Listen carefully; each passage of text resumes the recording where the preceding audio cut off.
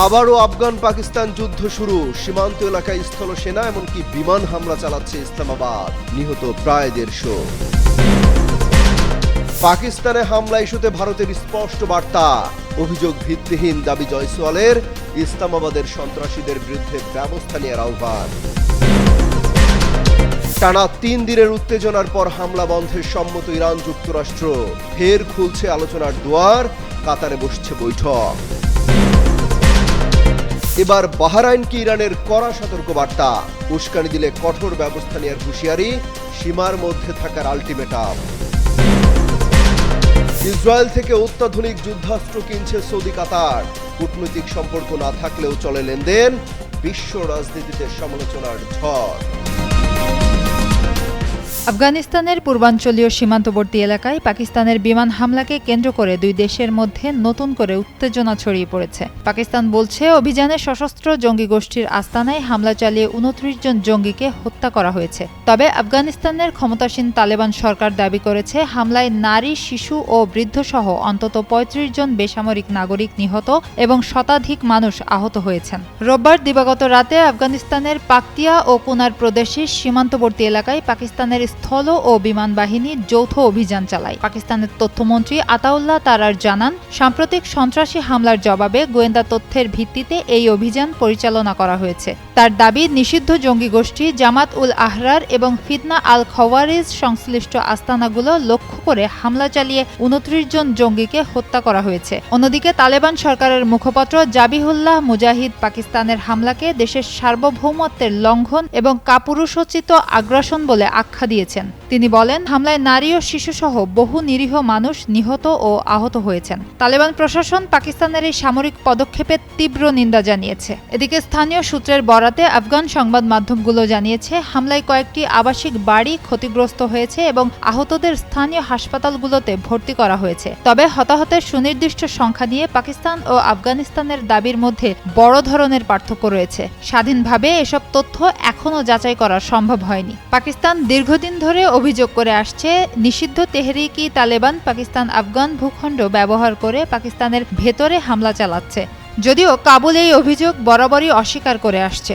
সাম্প্রতিক হামলার পর দুই দেশের মধ্যে চলমান উত্তেজনা আরও বেড়েছে বলে ধারণা করা হচ্ছে। করাচিতে সন্ত্রাসী হামলায় একটি ভারতীয় প্রক্সি জড়িত ছিল। পাকিস্তানের এমন অভিযোগ প্রত্যাখ্যান করেছে ভারত। আফগানিস্তান ভিত্তিক সংগঠন টিটিপির সঙ্গে প্রায়ই সম্পৃক্ত বলে বিবেচিত একটি জনগোষ্ঠীর গত সপ্তাহে করাচিতে পাকিস্তান রেঞ্জার্সের প্রাদেশিক সদর দপ্তরে হামলার দায় স্বীকার করে। ওই হামলায় পাকিস্তানের 3 জন নিরাপত্তা সদস্য এবং 3 জন সন্ত্রাসী নিহত হয়। তবে পাকিস্তানের স্বরাষ্ট্রমন্ত্রী মোহসিন নাকভি দাবি করেন, হামলায় একটি ভারতীয় প্রক্সি জড়িত ছিল। ইসলামাবাদের এই অভিযোগ প্রত্যাখ্যান করে ভারতের পররাষ্ট্র মন্ত্রণালয় মুখপাত্র রণধীর জয়সওয়াল একে সম্পূর্ণ ভিত্তিহীন বলে আখ্যা দিয়েছেন। তিনি পাকিস্তানকে নিজেদের ভূখণ্ডে থাকা সন্ত্রাসী অবকাঠামোর বিরুদ্ধে বিশ্বাসযোগ্য ব্যবস্থা নেওয়ার আহ্বান জানান। জয়সওয়াল বলেন, করাচির সাম্প্রতিক ঘটনাকে ঘিরে পাকিস্তানি সংবাদ মাধ্যমে ভারতের বিরুদ্ধে ভিত্তিহীন অভিযোগ আনার বিষয়টি তারা দেখছে। তিনি আরও বলেন, তারা এসব অভিযোগ দ্ব্যর্থহীনভাবে প্রত্যাখ্যানও করেছেন। এদিকে পাকিস্তানের তথ্যমন্ত্রী জানিয়েছেন, প্রাণঘাতী ওই হামলার জবাবে পাকিস্তান রাতভর পূর্ব আফগানিস্তানের সন্ত্রাসীদের লক্ষ্য করে বিমান হামলা চালিয়েছে। এক বিবৃতিতে তথ্যমন্ত্রী আতাউল্লাহ তারার বলেন, নির্ভুল হামলার মাধ্যমে পাকতিয়া ও কুনার এই 3টি লক্ষ্যবস্তু ধ্বংস করা হয়েছে। তিনি দাবি করেন, এসব হামলায় 25 জন সন্ত্রাসী নিহত হয়েছে। অভিযানে সীমান্তবর্তী এলাকায় স্থল অভিযানও চালানো হয়েছে এবং জঙ্গি সংগঠনকে লক্ষ্যবস্তু করা হয়েছে। তার ভাষ্য অনুযায়ী শনিবার করাচিতে পাকিস্তানের আধা সামরিক বাহিনীর 3 সদস্য নিহত হওয়ার ঘটনা এবং সীমান্তবর্তী প্রদেশগুলোতে সাম্প্রতিক সহিংসতার জবাব হিসেবেই রাতভর এই অভিযান পরিচালনা করা হয়েছে। টানা 3 দিনের উত্তেজনার পর একে অপরের উপর হামলা বন্ধ করতে সম্মত হয়েছে যুক্তরাষ্ট্র ও ইরান। হুরমুজ প্রণালী সংক্রান্ত বিরোধ নিষ্পত্তিতে মঙ্গলবার কাতারের রাজধানী দোহায় বৈঠকে বসার পরিকল্পনা করেছে দুই দেশ। মার্কিন কর্মকর্তার বরাত দিয়ে সংবাদ মাধ্যম এক্সিওস এই তথ্য নিশ্চিত করেছে। এক্সিওসের প্রতিবেদন অনুযায়ী সব বিষয় নিয়ে কারিগরি পর্যায়ে আলোচনা হবে।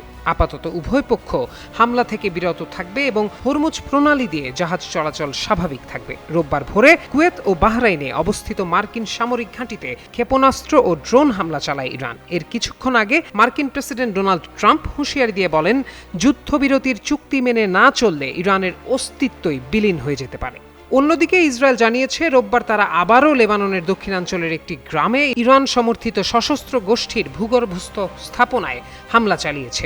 এর আগে শুক্রবার লেবাননের সঙ্গে নতুন যুদ্ধবিরতির পর শনিবারও একই ধরনের আরেকটি হামলা চালানো হয়। ইরানের দাবি, বৃহত্তর সমঝোতা কার্যকর রাখতে হলে লেবাননের সংঘাত বন্ধ করতে হবে। এর আগে মার্কিন সামরিক বাহিনী জানায় হরমুজ প্রণালীতে একটি তেলবাহী জাহাজে হামলার কয়েক ঘন্টার পর তারা আবারও ইরানে হামলা চালিয়েছে। বিশ্ব জ্বালানি পরিবহনের অন্যতম গুরুত্বপূর্ণ এই নৌপথ সংঘাতের বেশিরভাগ সময়ই কার্যত বন্ধ ছিল।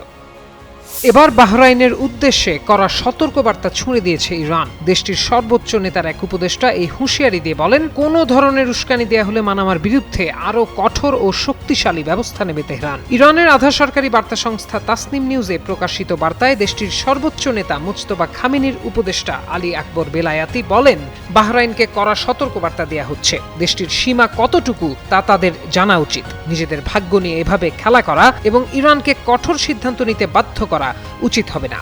গত কয়েকদিনে 2 দফা মার্কিন হামলার জবাবে বাহরাইনে অবস্থিত যুক্তরাষ্ট্রের 5ম নৌবহরে পাল্টা আঘাত হানে ইরান। তেহরানের দাবি, যুক্তরাষ্ট্র অঞ্চলটির সামরিক ঘাঁটিগুলো ব্যবহার করে ইরানের ভূখণ্ডে হামলা চালায়। তবে উপসাগরীয় দেশটি এ অভিযোগ অস্বীকার করেছে। হামলার নিন্দা জানিয়ে বাহরাইন বলেছে, এসব হামলা দেশটির সার্বভৌমত্ব লঙ্ঘন করেছে এবং অঞ্চলে উত্তেজনা প্রশমন ও স্থিতিশীলতা প্রতিষ্ঠার সুযোগকে ক্ষুণ্ণ করছে। কূটনৈতিক বা কোনো আনুষ্ঠানিক সামরিক সম্পর্ক না থাকা সত্ত্বেও ইসরায়েলের কাছ থেকে যুদ্ধাস্ত্র ও অত্যাধুনিক প্রতিরক্ষা সরঞ্জাম কিনেছে মধ্যপ্রাচ্যের 2 প্রভাবশালী দেশ সৌদি আরব ও কাতার। রোববার ইসরায়েলি সংবাদ মাধ্যম হারেটজের এক প্রকাশিত প্রতিবেদনে এমন চাঞ্চল্যকর তথ্য উঠে এসেছে। প্রতিবেদনে বলা হয়েছে, বিক্রয়কৃত সরঞ্জামের মধ্যে F-15 যুদ্ধ বিমানের জন্য তৈরি কম্পিউটারাইজড যুদ্ধ হেলমেট এবং বিশেষ বিমান প্রতিরক্ষা ব্যবস্থা রয়েছে।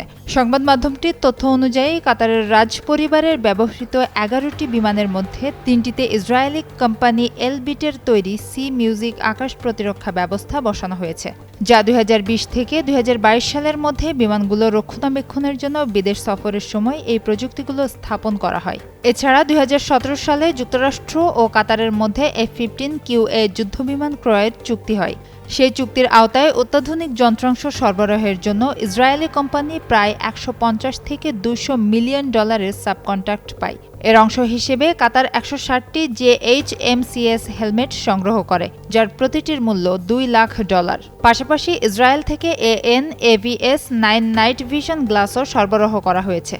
অন্যদিকে 2010 সালের মার্কিন প্রতিরক্ষা মন্ত্রণালয়ের এক বিবৃতির উদ্ধৃতি দিয়ে হারেটজ জানায়, সৌদি আরব মার্কিন কোম্পানি বোয়িংয়ের সঙ্গে F-15SA যুদ্ধবিমান কেনার চুক্তি করেছিল। সেই চুক্তির আওতায় সৌদি আরব ইসরায়েল থেকে 452টি অত্যাধুনিক হেলমেট এবং 462টি নাইট ভিশন গ্লাস কিনেছে। অনলাইনে প্রকাশিত বিভিন্ন ফুটেজে সৌদি বাহিনীর ব্যবহৃত এসব ইসরায়েলি সরঞ্জাম স্পষ্টভাবে দেখা গেছে। এদিকে সৌদি আরব ও কাতারের সঙ্গে ইসরায়েলের কোনো কূটনৈতিক সম্পর্ক না থাকায় এমন পরিস্থিতিতে দেশটির সামরিক সরঞ্জাম নিজেদের প্রতিরক্ষা বাহিনীতে অন্তর্ভুক্ত করার বিষয়টি মধ্যপ্রাচ্যের ভূ রাজনীতিতে বেশ আলোচনার জন্ম দিয়েছে।